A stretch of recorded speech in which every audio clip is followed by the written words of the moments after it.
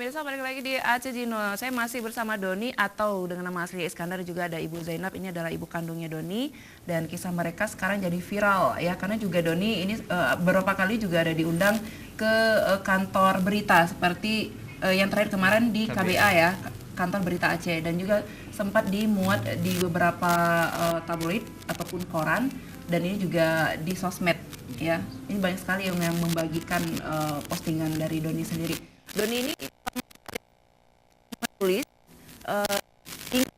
sebuah buku ya, Doni, dan ini juga sudah difasilitasi oleh seorang penulis ya, yang mudah-mudahan harapannya bisa menjadi sebuah buku dan ini bisa kita nikmati dan kita ambil nilai-nilai edukasinya pastinya ya. Nah, Ibu Doni, ketemu dengan Doni, ini maunya tidak pisah lagi.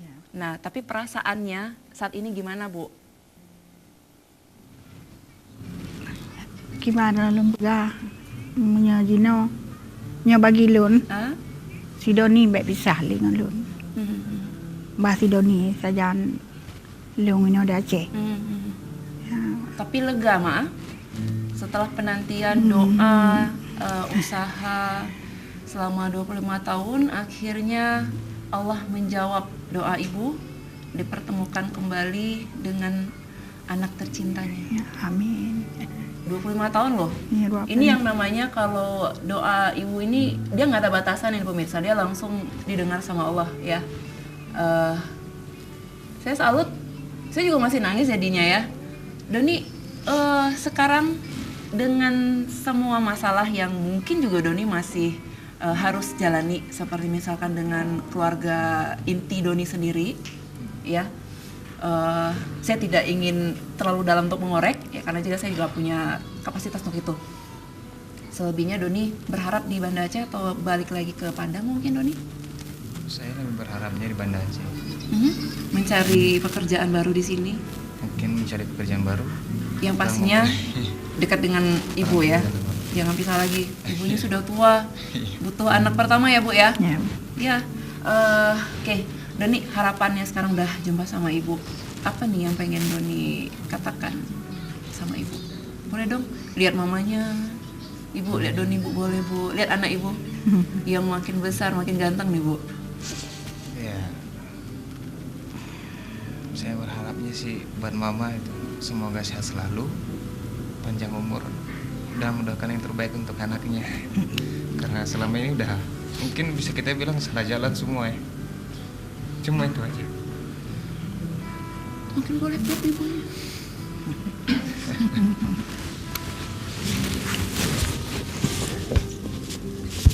Nyanyi lagi pasti.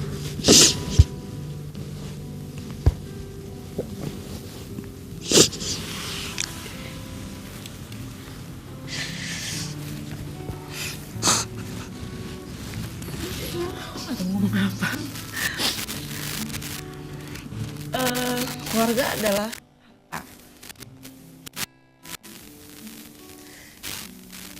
sejauh apapun kamu melangkah, tetap kamu akan pulang ke rumah.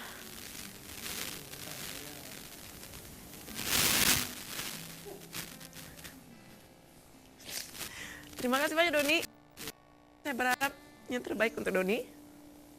Udah jumpa sama ibu. Terima kasih Bu. Terima kasih ya Bu ya. Kita nanti jumpa lagi di lain kesempatan. Doni semangat terus ya. Dan ya pemirsa,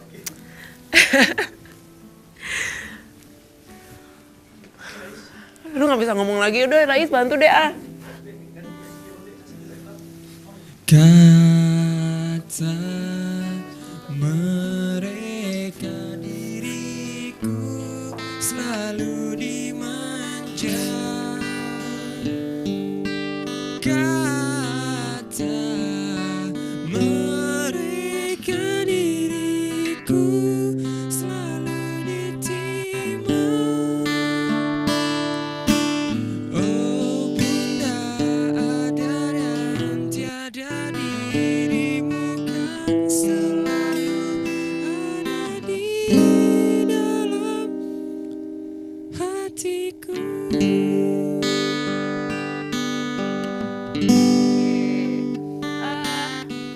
sih sebenarnya? Kalau udah ngomong soal ibu pasti udah cengeng banget nih. Iya. Siapapun ya, sebejat apapun anak itu, tapi dia tetap akan merindukan seorang ibu. Apalagi untuk teman-teman saya yang juga kehilangan orang tuanya ketika kejadian tsunami. Atau teman-teman yang orang tuanya sudah nggak ada gitu ya. Gimana perasaannya gitu? Hanya bisa berdoa tanpa bisa melihat, memeluk, merangkul, dibelai, ngebayangin nggak sih gitu ya? Jadi jangan pernah sia-siakan orang tua. Ya. Karena memang dari mereka lah kita lahir, kita tumbuh, kita hidup enak seperti ini, ya. Jangan cuman inget saat pulang kampung aja atau saat mama harus bayar SPP ya, tapi memang sekarang saatnya kita harus bekerja, berkarya, hasilnya kita akan membahagiakan orang tua kita. Kalau yang rezekinya berlebihan boleh mungkin dibawa orang tuanya umroh ataupun haji.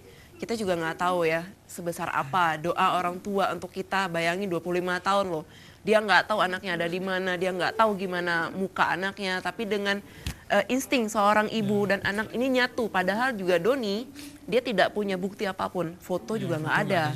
Tapi begitu ketemu dia di Rais sempat ketemu dengan satu ibu, orang bilang itu ibunya, tapi dia rasa ini bukan ibu aku nih, perasaan hati. instingnya. Nah kemudian ketemu dengan orang tua kandungnya, dia merasa langsung klop ya. Oke, mudah-mudahan ini sangat menginspirasi Anda semuanya pemirsa. Rais, kangen gak sih sama ibu? Kangen banget lah.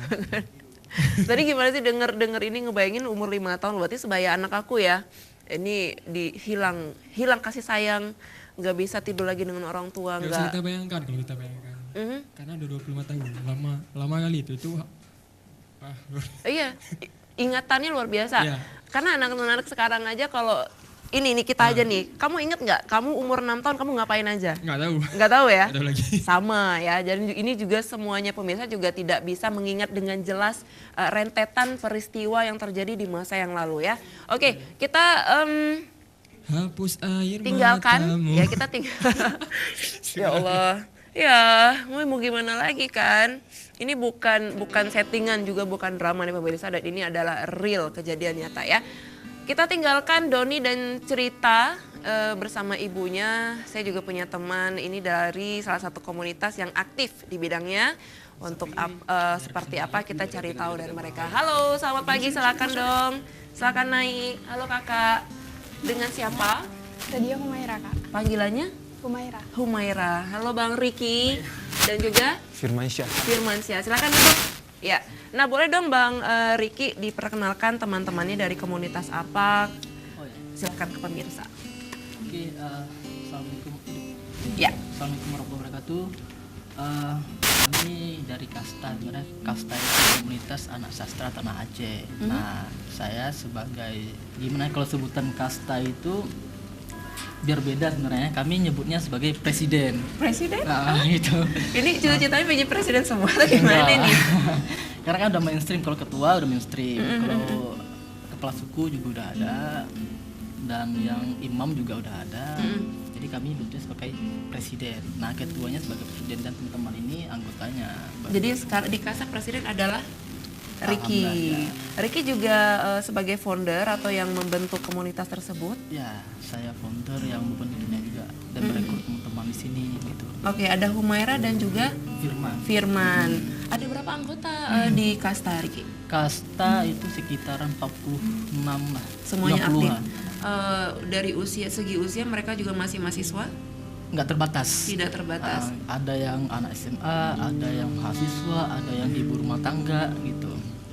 Oke, Humaira, di Kasta tersebut ini kalian menanggapi isu-isu yang seperti apa atau memang fokus di sastra saja?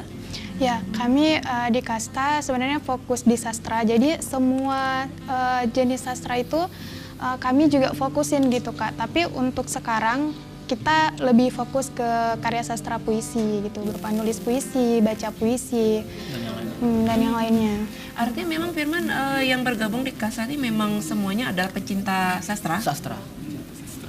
Karena kami ini khusus sastra. Karena kalau yang menulis, saya kenapa bentuk ini sebenarnya gitu. Dulu kalau komunitas menulis kan banyak, yang umumnya ada PAME juga, ada tingkat pandan, ada umumnya yang di Aceh itu khusus menulis. Ada non fiksi dan fiksi. Saya pikir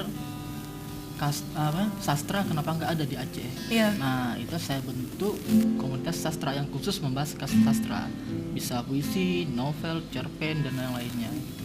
Artinya memang kasta ini dibentuk hanya dengan alasan kenapa di Aceh tidak ada sastra, atau memang punya alasan khusus yang lainnya, Firman, seperti misalkan nih sepertinya nih orang-orang Aceh harus ditampar nih dengan sastra. Ya, Firman, boleh cerita sedikit gimana nih? Sendiri terhadap orang-orang Aceh dan anak-anak muda sekarang udah jarang dan tak suka dengan sastra. Kenapa? Karena mereka lebih ke game itu. Betul. Karena juga sastra kalau menurut saya sendiri sih kayaknya berat nih ya. Harus punya space khusus di otak. Artinya memang anggota yang tergabung di komunitas kasta ini terbukti mereka udah pasti smart dong, Rais ya. Sastra, Bo, ngerti nggak sih lu? Mungkin ada foto dan juga video? Foto. Ada ya? Oke, baik. Boleh kita saksikan dulu dokumentasinya. Ini foto ya. Foto kegiatan. Boleh di komentar, Ricky boleh, Humera dan juga Firman, silakan komentar. Ini foto-foto kegiatan kami. Ini anggotanya ya. Ini kemarin talk show Di apa namanya? Dilo ya. ya. Talk show kepenulisan. talk show penulisan.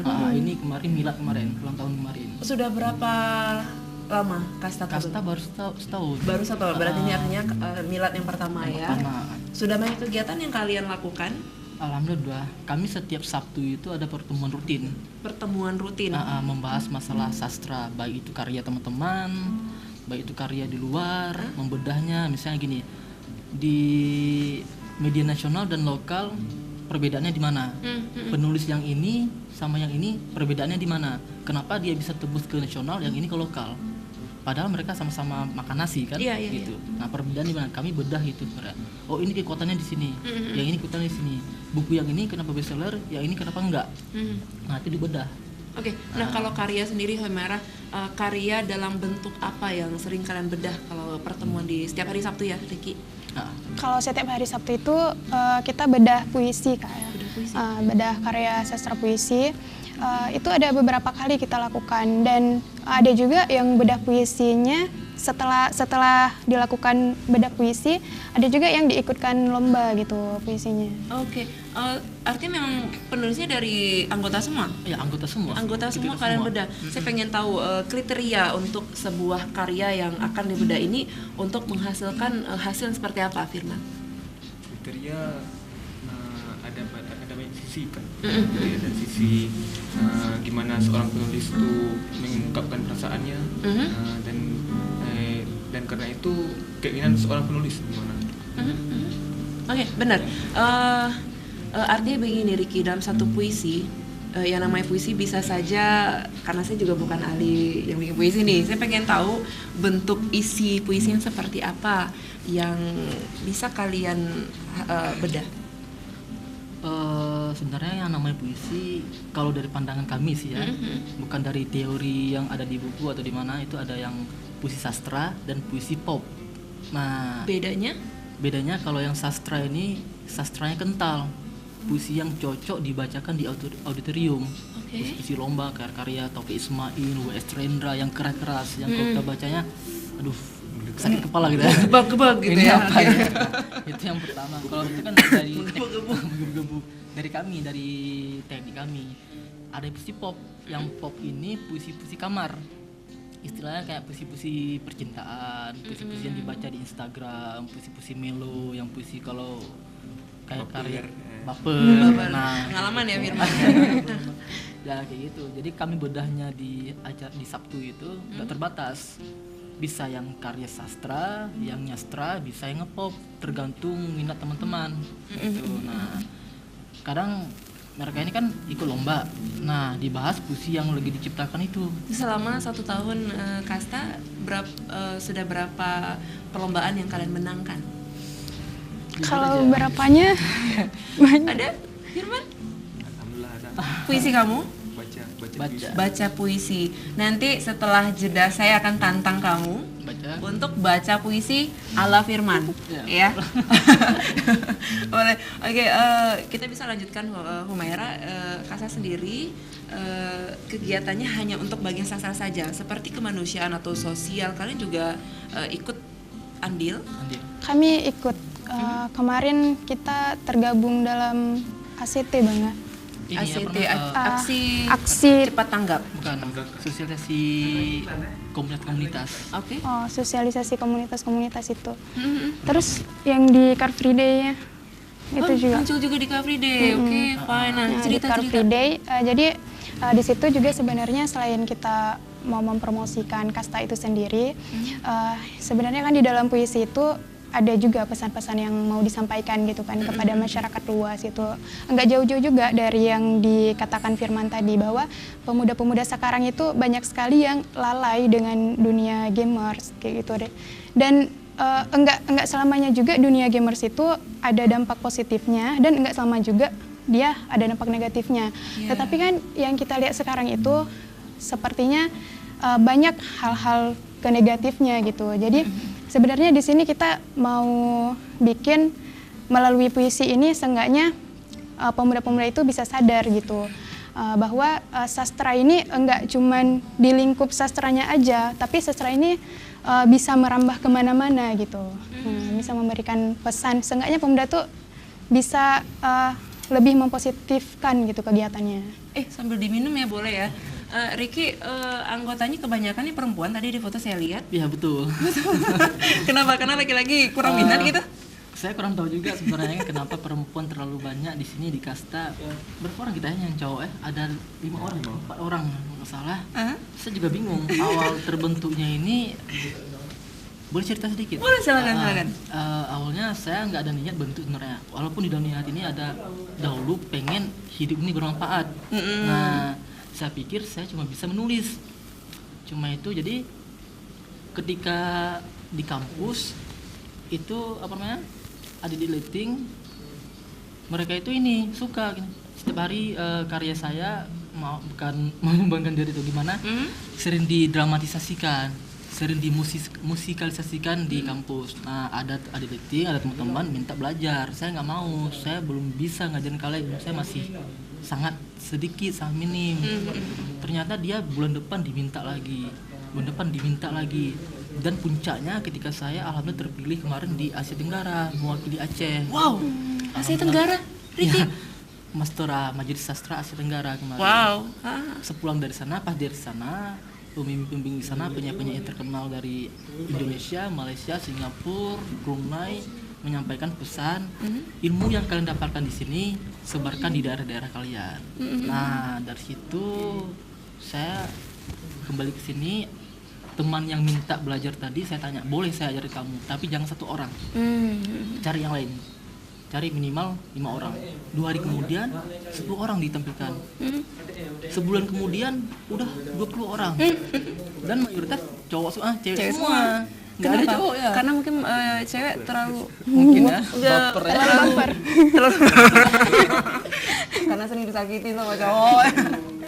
Mungkin perempuan lebih mudah menuangkan perasaannya ke dalam tulisan. Betul begitu, Humaira? Betul.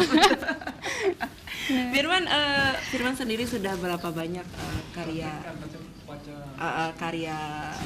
Firman? Karya bilang udah ada nggak terbilang ya. Susah dia gitu Karena ini ya, kita punya artis, mungkin bisa diambil baitnya sebagai lagu ya. Nah, ingin saya tanyakan lagi juga gara dia nih. Suka dukanya Ricky, kita melihat anggota ini kan banyak sekali nih, otaknya berbeda. Suka dukanya membangun tetap solid kasta ini. Ada ibu-ibu juga ya, ala-ala baper gitu perempuan ya. Teri-teri jilbab dong. Suka dukanya sebenarnya, yang suka dukanya sebuah komunitas, organisasi sama sebenarnya. Kadang ketika kita bentuk ada yang semangatnya menggebu-gebu, ada semangat yang loyo, ada yang ogah-ogahan, ada yang karena penasaran, ada yang macam-macam lah. kadang ada yang betul-betul dia pengen belajar, kadang ada yang penasaran. Sukanya itu, dukanya ya kami sulit ini Firman ya, sulit merangkum full semuanya bergabung hadir, karena kan teman-teman kan mayoritas berbeda, ada yang mahasiswa, ada yang berumah tangga, ada yang SMA, ada yang UIN, ada yang di Unsia, ada yang Abil Tama, jadi kan sulit menyatukan mereka ini. Nah, ini kan kalau biasanya laki-laki mau nulis di diary puisi, dia kan katanya dianggap cowok cengeng nih. Oh ya betul. Nah, saya pengen tahu dari puisi dari segi perasaan laki-laki dengan perasaan perempuan seperti apa? Mungkin nanti tadi saya tantang, jangan lupa ya. Kalau Ricky, saya pengen tahu jenis puisi yang ini dialami oleh laki-laki. Perasaannya kan beda-beda. Boleh mungkin Ricky kasih satu bait gitu? Yang dialami laki. Iya. Pertanyaan sulit ya. Sebenarnya Ya kalau gampang ya dapatnya 2 juta. oh ya. Gini dia. Sebenarnya cowok sama cewek itu laki perempuan sama sebenarnya. Hanya saja laki-laki itu lebih lebih pintar, pandai menyembunyikannya.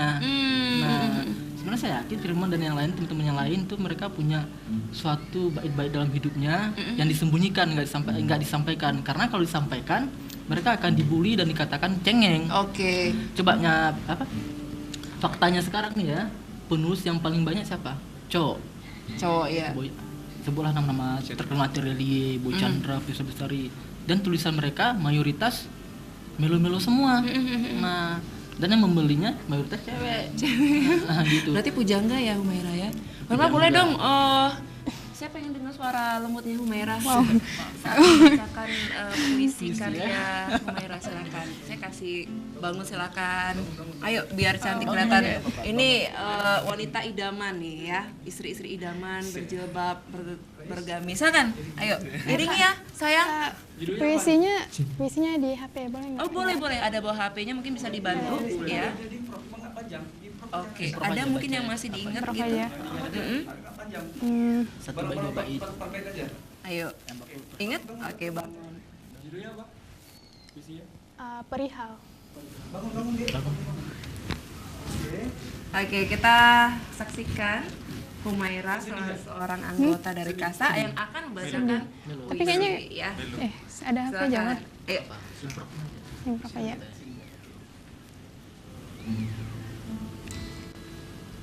Di antara perihal-perihal, ada perihal yang bisa dibicarakan, namun ada perihal yang patut disembunyikan.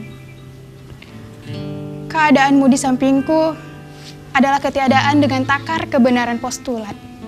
Ketiadaan yang benar-benar tiada. Harusnya, jarak tidak selamanya merentangkan dekat. Ada kalanya, ketika ia dikehendaki, jarak dirasai cepat, dekat. Tapi mengapa bisa jarak tetap menjauhkan kita? Perihal ini perih. Semuanya memang harus bisa membacakan puisi. Enggak, Kak. Tidak. Dan saya nggak dibilang itu sebenarnya. Iya, kami tuh dibagi banget.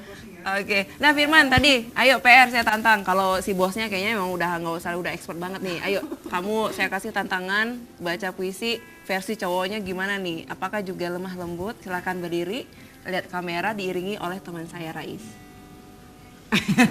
Puisi yang ngomong gebu, yang karya sendiri aja.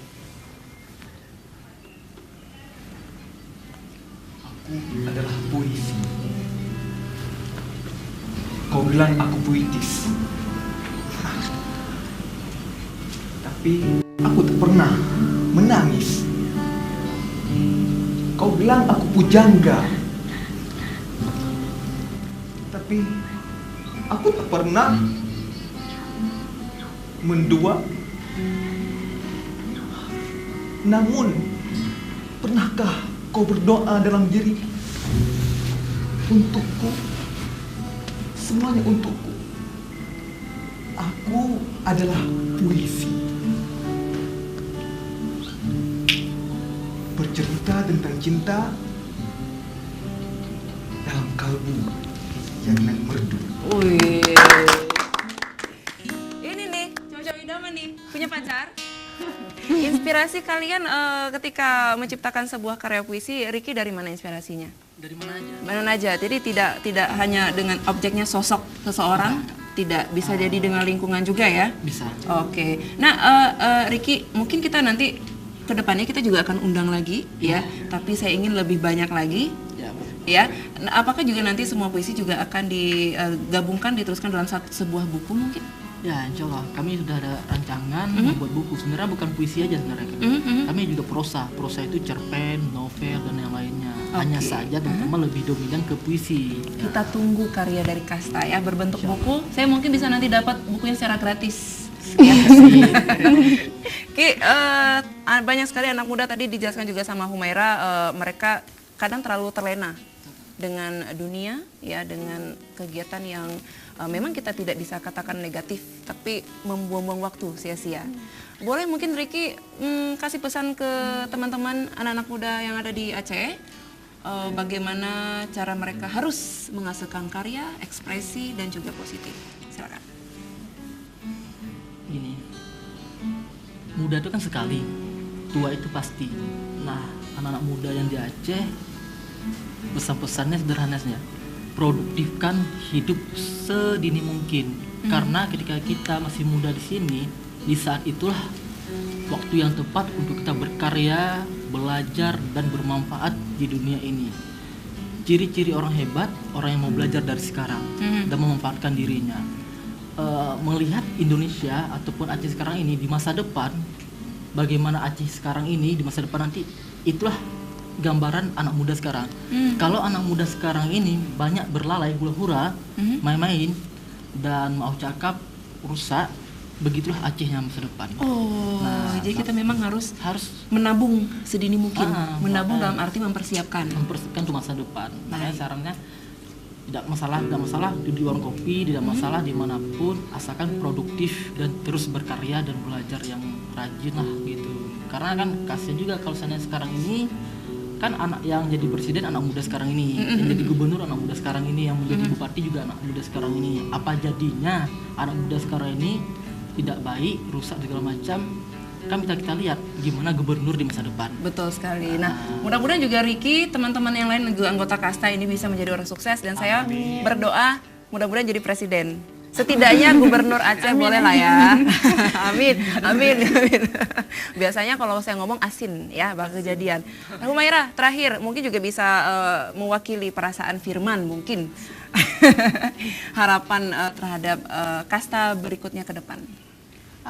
Harapan terhadap Kasta sendiri, Kasta ini harus terus terbentuk gitu ya, harus terus terbentuk besar, dan dia itu nggak boleh stop gitu kegiatan Kastanya, karena banyak sekarang kan komunitas-komunitas yang sudah berhenti aktivitasnya. Kita berharap Kasta ke depan bisa memberi satu sumbangsih yang besar gitu untuk masyarakat Aceh. Oke, luar biasa sekali. Firman, ada Instagram dari Kasta sendiri, promo dong, biar teman-teman juga banyak yang pengen gabung ke Kasta gitu. Kasta_Aceh.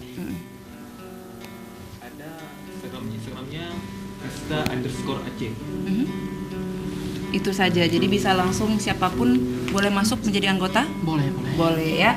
Yang penting menyukai sastra. Minimal dia suka menulis. Seperti itu ya. Minimal galau. Terima kasih banyak untuk Kasta. Saya senang sekali bisa berjumpa dengan anak-anak muda hebat mereka ini ya. Dan di luar sana juga kali komunitas yang ingin bergabung juga di Aceh Gino, saya persilakan dengan tangan terbuka. Silakan langsung buka saja Instagram saya di ra_gus ya. Nanti bisa kita chatting ya. Terima kasih banyak Kasta, Humaira, Ricky dan juga Firman. Sukses terus untuk kalian. Saya akan tunggu karya kalian berikutnya pastinya ya.